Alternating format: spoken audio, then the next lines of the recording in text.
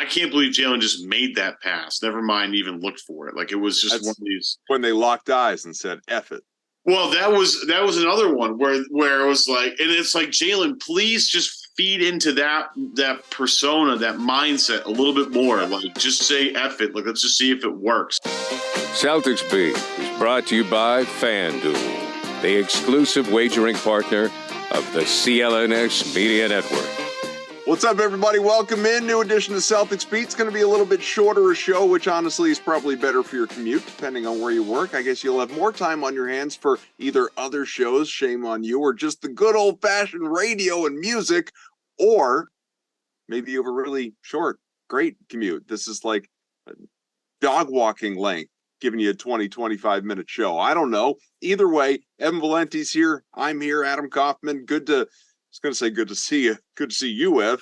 Other people, it's good to talk at you. I guess you guys can't be part of the show, but we would like you to be. Leave us comments in the YouTube section, obviously. We do go back. We read those. Even if you're mean, occasionally we'll respond, but we definitely read them. We'll like them. We don't give you dislikes. No, I guess it would work for the algorithm, but we don't bother with that stuff. I don't dislike the Celtics. I'll tell you that right now. They're pretty good, Ev. They're off to a pretty good start. I know some people are going to look at it and say, man, they've alternated wins and losses after a 6-game winning streak. Clearly they blow now. No, not the case. Still quite good. 13-4 is their record to almost finish up November. One more game that is coming up at home against the Bulls, part of this nice long homestand. Hawks, Bulls, Sixers, back-to-back with the Cavs, 2 with the Magic. Celtics don't go on the road again for another 3 weeks. They don't go on the road again until just before Christmas. It's absolutely incredible. Let's see if they can, lose like one game during this stretch. That would be amazing. The Celtics are so good at home. We know that. They haven't lost. And it puts them in unique company, which is something we will get to during this show as well. First and foremost, I almost forgot, with the blur of football season, which is part of why you guys have been getting these shows on Sundays, because I got to get through the football week, and then we can digest, basically. We can kind of come back to basketball a little bit. And if you're not a football fan, like our buddy Seth Landman, then I guess you just have more time on your hands. A little less enjoyment, but more time on your hands. Maybe more money in your wallet. Ev, how was Thanksgiving? I overstuffed myself a little bit. I overindulged. Like a turkey? Yeah, I overindulged in a little bit of everything. So it wasn't the greatest night/morning for your boy, but we rallied back, and now we're ready to hit the holiday season here, fully running here with a Celtics team that's just, I think we're just trying to do like the 30,000-foot view thing, the bird's eye view of what's going on. People need to calm down, Kaufman. I think people are just like hanging on to every loss way too much. Like they're not going to do this 20 more times this season. It's just like almost, it's just toxic at this point, I think, with certain levels of conversation. I am are you saying you don't get frustrated by regular season losses? No, I'm really thinking Orlando one that was, turned out to be a blowout. But what about losing in overtime on on a Monday night in Charlotte? Look, if do you want my real opinion on this? I don't think Miles Bridges should be in the league, but that's all right. His shot late at the end of the game, what was he, like 0 for 7 prior to that shot? Is what it is. I think this, one of the things I'm thankful for is the Celtics team and the way this roster is built and the way some of the guys have showed up. If you look at just the importance of like a guy like Derek White when Drew Holiday's out, he can just slide right in and assume the normal point guard stuff, and just nobody misses a beat. They bring in Delano Banton for the game on Sunday night to start, which I thought was terrific. Neemish Queta got a little bit of some burn in the game on Sunday. This is one of the things that everybody's been so concerned about, is this depth that Boston supposedly doesn't have, and they've been tested. And like, look, we'll get to like the Magic maybe like separately. They just seem to be Boston's kryptonite right now. And we'll see with the Chicago game coming up on Tuesday if Chicago remains Boston's kryptonite, because that's been a problem the past couple of years. But like the depth, quote unquote, problems this team had, I think we have to reevaluate a little bit here, because the top end talent is just so good, and when one of the top end guys, again, they're without 2 of their 5 starters in a game against one of the best, if not the best, offensive teams in basketball over the past couple of weeks, the Atlanta Hawks. Scored 154 points in regulation, like an absolute juggernaut of an offense. Like, again, last 3 weeks, and Boston held the under 110 points. Pretty impressive there without 2 of their starting 5. So, this team is built a little differently. I think a lot of guys after the game Sunday night acknowledged it, and go back to our CLNS YouTube page to see some of that audio. It's always good stuff. But they're showing that they can withstand a little bit of these tougher waters. I mean, we've talked about the hospital Celtics like a gajillion times over the past 5 years, 6 years, 7 years. It just seems to be one of these things that keeps hanging on, and guys keep stepping up. I thought, Tatum's had a tough week, bounced back on Sunday. Jaylen's been a little up and down, especially as a playmaker. He's had some good moments lately, though. There's still a long way to go and way to grow, but they're 7-0 at home. They're number 1 in the Eastern Conference. And last time I checked, Kaufman, that's where you want to be at all times. So I think we don't have a ton to complain about.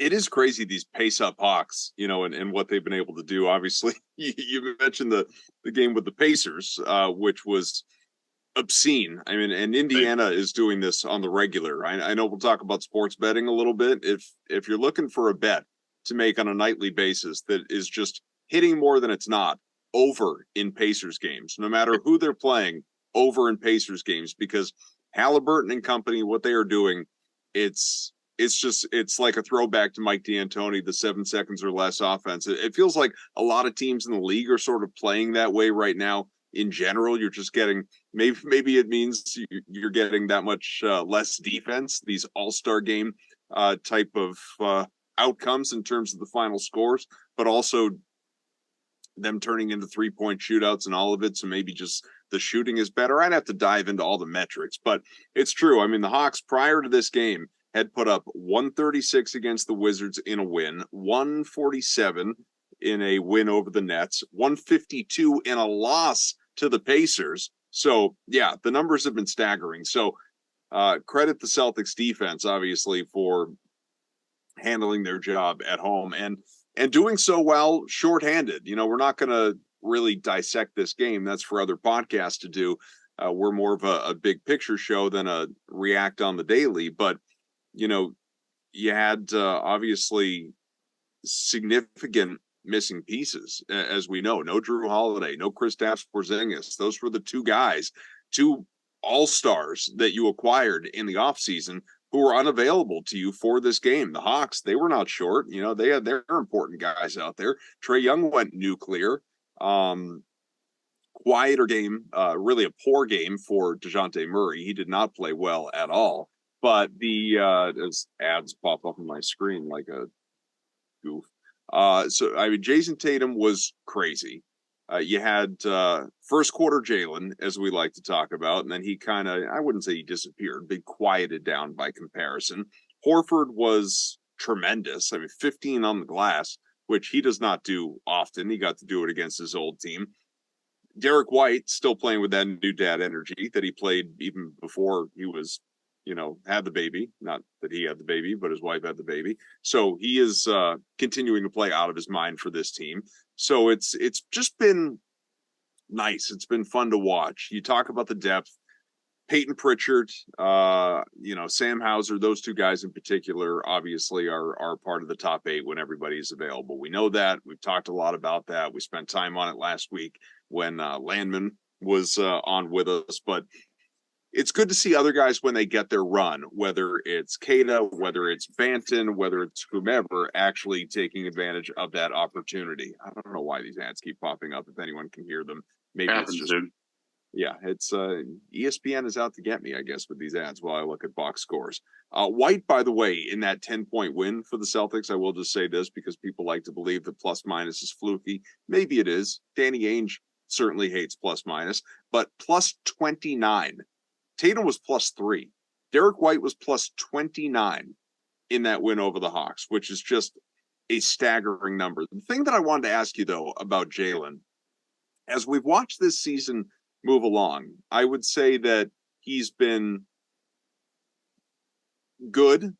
He hasn't been great. He hasn't been what he was last year. I think part of that is some inconsistency in his game. Part of it is adjusting, obviously, to a role because, it wasn't Tatum who was asked to change his game in any way with Porzingis and Holiday coming in. In some subtle ways, Brown was. You are the second guy, but some nights you're going to be the third. You might even be the fourth, depending on who's running hot. Tatum is always going to be number one. There's never a night where Tatum is not going to be your top option if you absolutely need a bucket.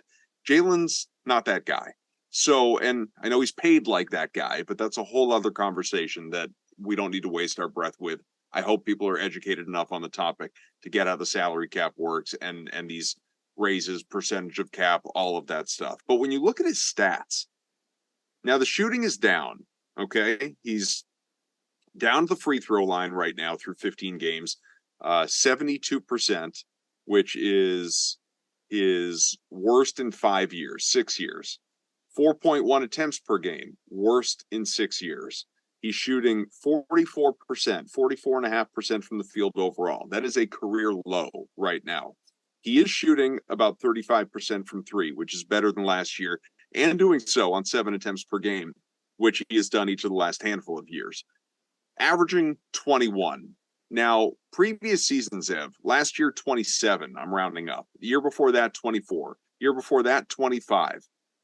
21, is this more a reflection of, again, him sort of still navigating his fit, or is it Jaylen has taken a step back this year as evidenced by some of those shooting numbers? It could be a little bit of both, I think. I think it could definitely be a little bit of both. I think it's more about him adjusting and everybody adjusting to how these shots are going to, come about in the natural flow of the offense. And I think, Simmons talked about this in his podcast on Tuesday with Kevin O'Connor. Seems like everybody's new favorite thing is to talk about how Jaylen Brown needs to figure out how to fit in with his team, because Kristaps Porzingis has been one of the most efficient scorers in basketball this year in terms of a point per possession basis or a true shooting percentage basis. He's been just absolutely ridiculous, whether it's, posting guys up that are smaller, wide open threes. Like Porzingis has been unbelievable. And a lot of people now, chiming in at this point of the season are looking for a little more shot distribution to go more towards Porzingis's way, which I don't think is a bad thing. I sort of said that in the offseason that Kristaps Porzingis should probably end up being the national number 2 in this offense, and Jaylen, figures out how he fits into that. The beauty of it is like the other two guys in the starting 5, Derek White, Drew Holiday, don't worry about either of them. They're going to be fine. This balance that they figure out with their top 3 guys is going to take some time, and that's why winning games early, like being 13-4, winning games early where they don't shoot the ball well. Is a huge thing for this team, because it proves to them they did, not everything has to go right for you guys to win. That's really important. But Jaylen, it's going to take some time for him to figure out again. And it seems like to me, and everybody's been talking about this, is the connection between Jaylen and Kristaps Porzingis is already very strong. So maybe, feeding more into that, and Jaylen feeling the confidence that comes with playing with a guy like that and trusting a guy like that and giving him the ball, because Porzingis has just been an absolute monster. But it's going to take some time. It's only November. It's more to me about Jaylen finding his rhythm in the offense. One of the things that's been really great has been his off-ball movement. I mean, he had a couple of cuts in that game Sunday night against the Hawks, backdoor on the baseline. And it's like, yeah, this should be something that you seek out constantly, because of how quick he is, in short bursts, right? If somebody's not is facing the play and it's the other side of the floor, and Jaylen just times it right, he has a wide open dunk almost every single time, especially if Porzingis is bringing his guy all the way out of the 3-point line. Well, there's no big guy in the paint to protect the rim on a lob like that. Or if Jaylen streaks towards the basket, a nice entry pass inside, and he can maybe, with some acrobatic move, get either like a nice contested fadeaway, which he's really good at, or go, strong for the end. Well, like his body's gotten a lot more filled out, so he's been able to absorb a lot more contact. But again, Porzingis being in the game with him makes that so much easier. And I think Jaylen has talked about this in some post games recently about how he's embracing trying to be more of a playmaker, and it's been to mixed results, to be honest about that. But at the same time, it's not something like it's when he does it, it's like, oh, maybe this is when the light goes off. Like maybe he's starting to really figure this out. He's had several passes recently, one to Hauser on Sunday night where I was like, I can't believe Jaylen just made that pass. Never mind even looked for it. Like it was just one of these when they locked eyes and said, F it.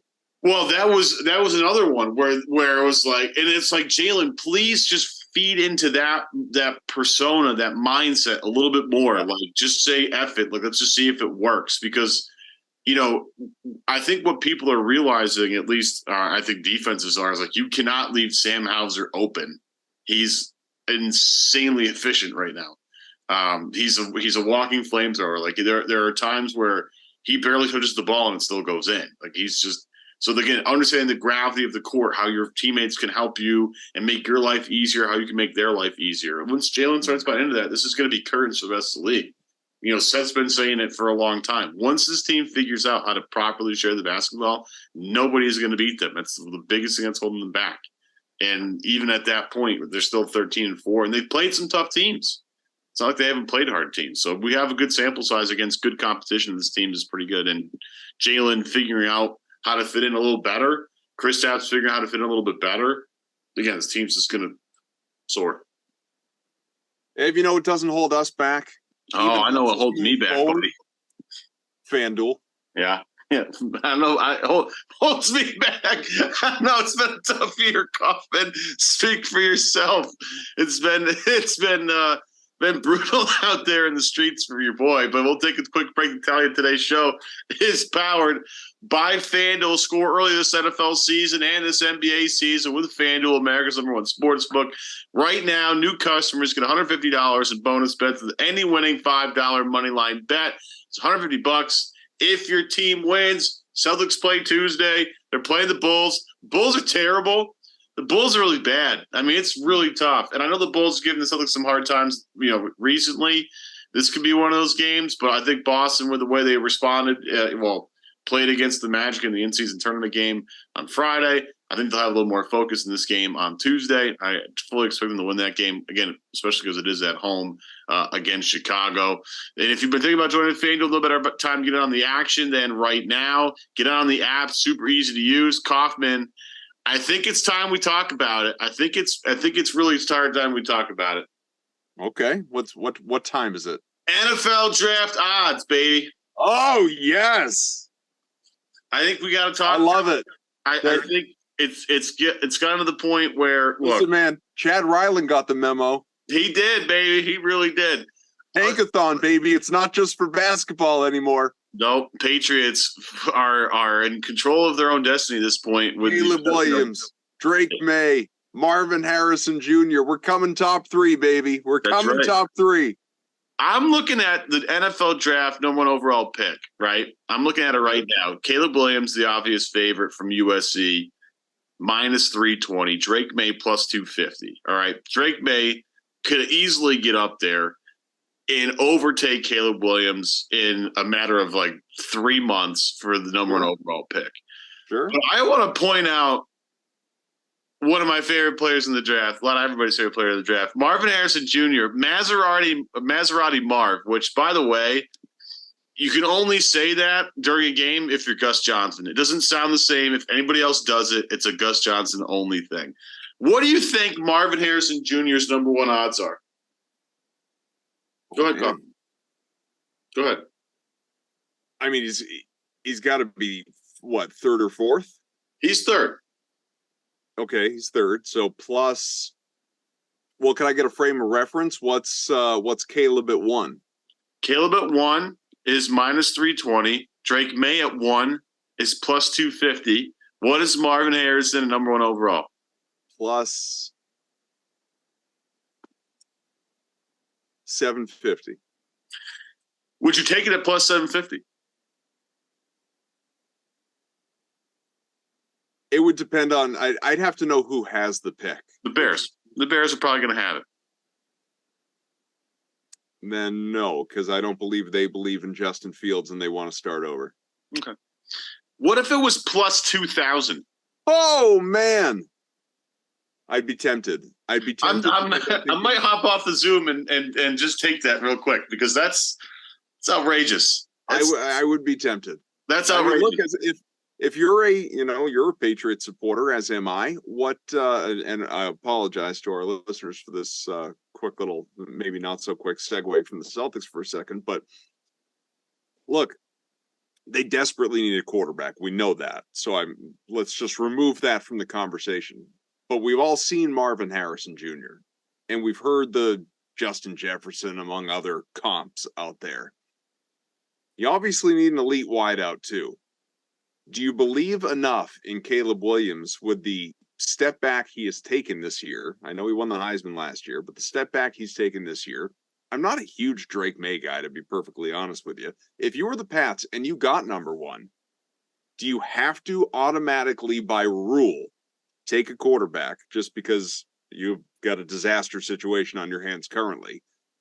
Or do you roll the dice on Marvin Harrison Jr., knowing that you got to get a guy to throw to him still?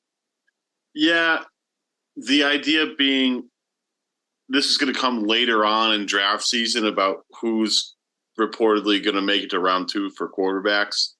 Bo Nix. There's a bunch of, Bo Nix, Michael Penix Jr., Jaden Daniels are the next 3 in line, so to speak, as of right now. I mean, that could change between now and draft time. We'll see. Yeah. But the idea being if you could grab Marvin Harrison and then I don't think he'll make it to round 2, but we've seen crazier things. Lamar did make it to the back end of round 1, and Lamar's an MVP candidate. So, maybe what do I know? But if you get a Jaden Daniels or get a Michael Penix Jr. out of Washington and pair them with Marvin Harrison, right? Not the worst idea in the world. I've seen worse ideas. Yeah, you're certainly not getting a Marvin Harrison Jr. in round 2. Yeah, you'd have to believe that Marvin Harrison is so far away the best player in the draft that it doesn't matter. Like you can't pass that up, and that's so the debate between now and then. But what's not debatable is that FanDuel's app is the best, super safe, easy to use. Literally can use it on a walk with your dog. I promise. You can do on spreads, player props, over-unders, a bunch more. Visit FanDuel.com/Boston. Kick off the NFL season with FanDuel. FanDuel, the official partner of the NFL. 21 plus and present in Massachusetts. Hope is here. First online real money wager only.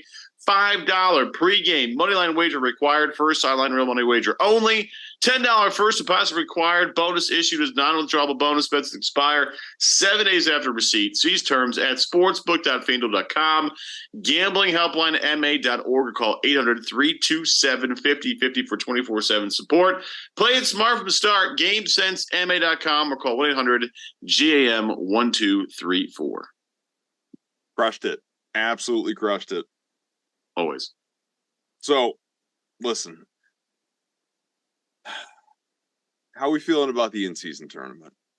I love it. Because I'm seeing, and I don't mean like, how do you feel? Like, do you like it? I mean, how are we feeling about the Celtics' chances in it? Because I'm seeing some people, speaking of FanDuel, making some bets today, moments before our show, before our recording, making bets on the Celtics at long odds to win the in-season tournament.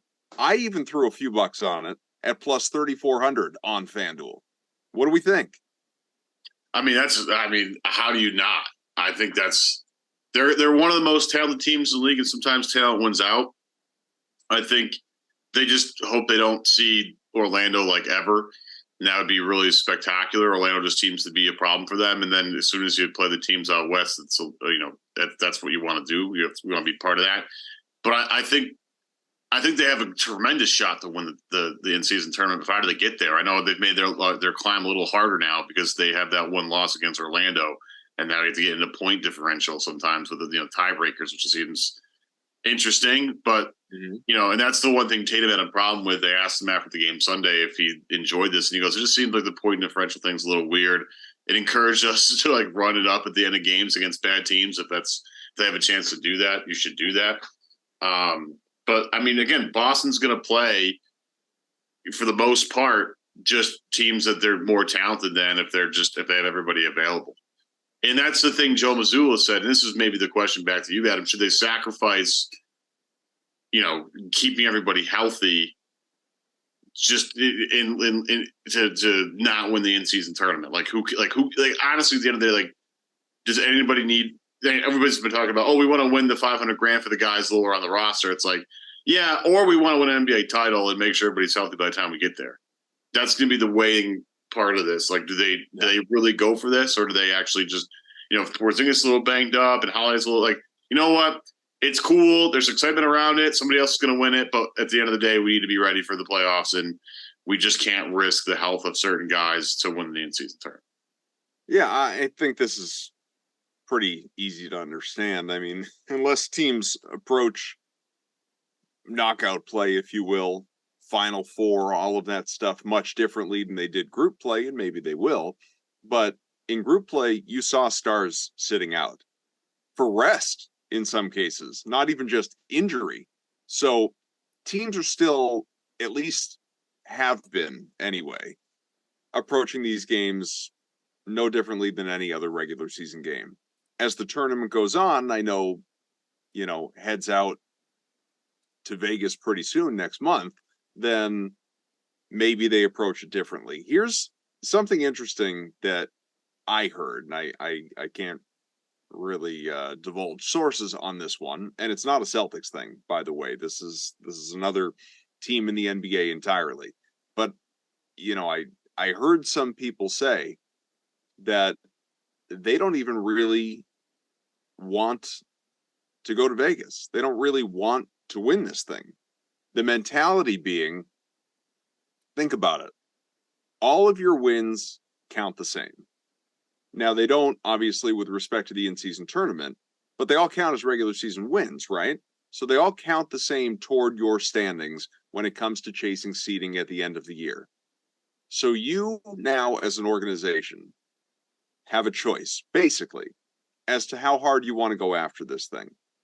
Do you want to go after it because, you want that, I'm not going to say like banner, ring, champagne celebration, but you want that title. You want that trophy or whatever. You want that distinction. We won the in-season tournament. You want those bonuses for the various players, members of your organization. In doing so, however, you are, by association, giving yourself a tougher schedule along the way. Whereas if you don't qualify, if you bag out, not tank, but if you bag out, you're not good enough. You don't go to Vegas. They're still going to find teams for all the rest of the games, to be played. So that means you as the Celtics could not face Orlando or whichever other teams you've had trouble with, upper echelon teams in the league. And Orlando right now, 12-5 is one of those teams. Orlando, Milwaukee, Philly, obviously, and that's just the East. You can look in the West, Minnesota, OKC, Phoenix, Denver, Dallas. Maybe you don't want to play those teams and have that loser mentality season schedule when you have the alternative of saying, you know what, if we don't advance, they could match us up and give us games against Washington, Detroit, Chicago, Charlotte, San Antonio, Memphis, Portland, Utah. Maybe that's better for your long term. That's a loser mentality, though, Kaufman. Like, it's not like it's a loser mentality. If this team were the Golden State Warriors and they had won titles, like, maybe I wouldn't care as much. But like, I want to see this team. It's a loser mentality to get yourself wins in the regular season. Isn't that ultimately more important toward the playoffs versus winning the in-season tournament? Yeah, but wins against what kind of competition? A win against a Washington Wizards team doesn't do anything for me. It's just a W. I'd rather this team play tougher teams, because this team, like, again, this is not a team that's been together a long time. They need to play tougher teams to get their rhythm correct. Get everything figured out. Maybe you try something in the middle of a game in December against the Magic that, we got to file that away for later because we're gonna play them later. Or like you constantly have to evaluate yourself against some of the upper echelon teams in the league. The Celtics are lucky that they're one of those teams, but they still have more to prove against everybody else. I mean, yes, they've beaten the majority of the good teams that have been on their way. They lost to Philadelphia That's tough. They lost to Orlando. That's tough. Life's going to move on. They've also lost some bonehead games where you're like, oh, my goodness. They lost to a tough Minnesota team. They've also beaten the Sixers already. They already beat the Bucks. They've had some really impressive wins that have, come early on in the season. They're lucky they've been tested. It's not like they're playing cupcakes every single week. So as I get your point of like, why win now when you could just win easier later? And again, I get your point on that because it's more about just stacking wins as much as you possibly can. I'm not talking about, just to be clear, I'm not talking about throwing the games away. I'm just saying if it's a difference between, like we could really chase this thing, but as you said before, it's, these are games that we might ordinarily not play Kristaps Porzingis. He's a little banged up. If it were the playoffs, he could play. Regular season, we're probably going to sit him. Oh, but we're viewing the in-season tournament like the playoffs, so we're going to get him out there a little bit, more so than we otherwise would. I'm not willing to sacrifice some of those things for the in-season tournament. If all of your guys are available and you win, go ahead. I'm not saying go out there and lose intentionally, but I'm not going to judge my personnel differently because of this tournament. I'll agree with you on the point of like they shouldn't push it. Like if Porzingis isn't feeling well, or if Jaylen or Jason's not feeling like, and Jason's such a bad example with this, and so is Jaylen too. They play all the time. Like it's right. Well, I mean, they're not going to be any back-to-backs. So you don't have to worry about like the Horford thing. Right. I don't know. Like White's missed some personal time. Whether it's all that's fine. By the way, I have no idea. But he missed a game randomly the other day. That's totally fine too, because he played. He's played every game. He's played almost every other game anyway. You might as well, like, again, at the end of the day, they shouldn't sacrifice winning the in-season tournament if guys aren't feeling 100%. Absolutely not. Like, again, eyes on the prize here. At the end of the day, nobody's going to care if you won the in-season tournament or not. Nobody's going to care if this Celtics team wins in the in-season tournament if they lose in the finals. Or they lose in the Eastern Conference Finals. Nobody's going to care about this. Right. Nobody's gonna, and again, so at the end of the day, don't sacrifice that to try and win this thing that nobody even knows exactly how it's going to really go. Right. But I would say if everybody's 100% healthy and ready to rock, like I don't want the Celtics to just be like, well, yeah, we get an easier schedule because we didn't make the tournament. I would rather see them prove it against better teams, because that's going to breed continuity. And it's going to breed chemistry, and that's what this team really needs to go all the way. I mean, the more reps they have against higher quality opponents, the better they're going to be. Again, I've loved that Joe Mazzulla has experimented in blowouts. That's been really great. Him treating them as practices has been really smart, and I commend him for that. But there's no better live reps than against better competition. You're going to get that in the in-season tournament, no question. Well, some good news. Super light week ahead for the Celtics. They obviously, as we sit here recording, they played earlier tonight, this being Sunday, but they don't play again until Tuesday, again at home against Chicago. After that, off until Friday, December 1st, when they will host the Sixers. December 1st. Oh my goodness. I know it's here, man. Winter's here. Winter's coming, as the creepy little kids in movies look out the window and tell you there's a storm coming. Winter is coming. There's already been snow on the ground. Fortunately, it melted, but it was there. I saw it. It happened. So Bulls, Sixers, both at home, Tuesday, Friday, light week. You get a show from us, in all likelihood, a week from tonight, Sunday. Only two games to talk about at that point in time when it happens, before setting up that back-to-back Cleveland and Orlando, as mentioned before, in the middle of the month. Celtics are in a great spot. They're in a great spot. They're generally healthy. We knew Porzingis was going to miss some time. Talked about it not all offseason, but once he was acquired, from the moment he was acquired, I didn't shut up about the fact that at some point Porzingis is going to miss some time. Been talking about it all throughout. Well, we're here. Fortunately, it doesn't appear to be anything too serious. He is going to miss these upcoming games this week, and hopefully not much more than that. We'll find out. And other guys are going to miss their occasional time. But as long as you highlighted it before, as long as the depth is good enough for these regular season games to sort of maintain more than tread water, then they'll continue to be among the class of the NBA. Still perfect at home currently. Hopefully that streak goes for a while. As you said, the only other team that fits that bill, the Denver Nuggets, another win tonight for them as well. And it's just good. It's like, like you said, it can be a cesspool out there. It can be toxic on social media. People complain, get too animated about one single, win or loss. Probably more frustrated after a loss than excited after a win. That's just sort of human nature, unfortunately. But I'm enjoying the journey. Not to be cliche, but this is like it's not like you think back to all those years, basically 2 decades of it, where it was regular season doesn't matter. Let's get to the playoffs for the Patriots. Like wake me when we get to the AFC Championship game. Never even mind the postseason or divisional round, because they're not going to be in the wild card round. The divisional round. It's wake me when we get to the AFC Championship game. You're basically saying I only care about 2 games, and that's if they win the first one. I'm enjoying this Celtics journey. I'm enjoying continuing to watch this thing get built, Brad's vision be implemented, Joe obviously, putting it all out, and guys like Tatum and Brown, among others, but those are the true core, the longest tenured guys, grow up before our eyes. It's a ton of fun. I hope everybody out there, I know you feel the same way, but I hope everybody out there listening feels that same way. Let's not wish time away. I don't need to get to, let's start the playoffs in April. We can talk about things that interest us or concern us along the way. Obviously, what the hell else would we have to talk about if we didn't? But I'm not in a hurry to snap my fingers. Let's get to the spring, who they face in the first round. I like watching this process develop. Absolutely. Yeah, absolutely. I couldn't agree more. And again, watching certain guys come on certain nights, Kata had some interesting moments in Sunday night's game. I've really enjoyed just watching Hauser for the past 3 weeks. He's just been on fire. What weapon he's turning into.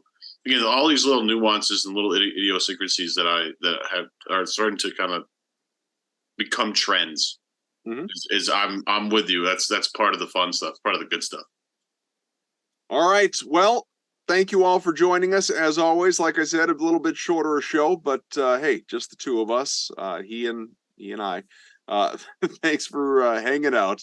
This is Celtics Beat. Rate, review. Most importantly, subscribe to the podcast wherever you get your podcast. Just search Celtics Beat. We will be right there among the litany of other Celtics podcasts, part of the CLNS family, among other spots as well. But we greatly appreciate you out there listening, watching on YouTube. We'll check out the comment section. We'll talk to you again next week. Maybe even pop in with the occasional midweek show. That could be coming on the way as well. We're looking forward to that. So enjoy Celtics basketball. Don't take it, don't lose sleep over it when it doesn't go your way. Just enjoy it. Again, it's freaking November. For Evan, I'm Adam. We'll see you later. Happy Thanksgiving.